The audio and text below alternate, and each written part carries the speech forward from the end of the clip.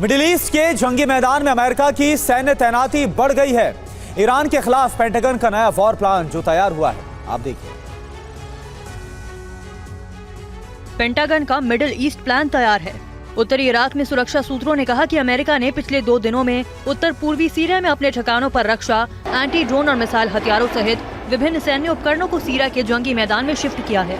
America के विशेष सैन्य उपकरणों को अल हरीर एयरबेस से सीरिया के अल हसाका ट्रांसफर किया गया। पिछले कुछ दिनों में इराक और सीरिया में अमेरिकी सैन्य बेस पर कई बार हमले किए गए। इन हमलों में एन अल असद एयरबेस भी शामिल है, जहां ड्रोन हमला हुआ था। माना जा रहा है कि अमेरिका इन हमलों का जवाब देने के लिए सैन्य उपकरणों को एक जगह से दूसरी जगह पहुंचा रहा है। इजराइल को हथियारों की खुली छूट देकर अमेरिका हूती और हिजबुल्लाह को भी साधना चाहता है, ताकि इजराइल को इस जंग में आसानी हो।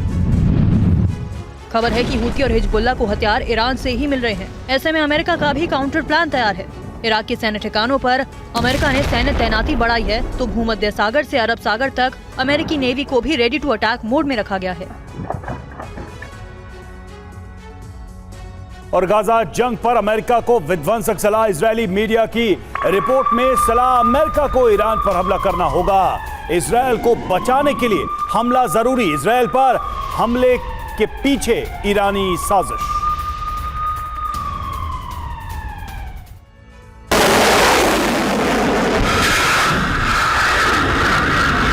क्या इजरायल ईरान पर परमाणु हमला करने वाला है या अमेरिका ईरान पर परमाणु हमला करके उसे तबाह करने वाला है? ये सवाल इसलिए उठ रहा है क्योंकि इजरायल और हमास जंग के बीच एक बार फिर परमाणु बम के इस्तेमाल की चर्चा तेज हो गई है। ईरान पर न्यूक्लियर हमले की सलाह दी जा रही है। परमाणु हमला कर ईरान को नेस्तनाबूद करने की अपील की जा रही है। इजरायल और हमास जंग के बीच इजरायली मीडिया ने अमेरिका से ईरान पर भीषण बमबारी करने की सलाह दी है।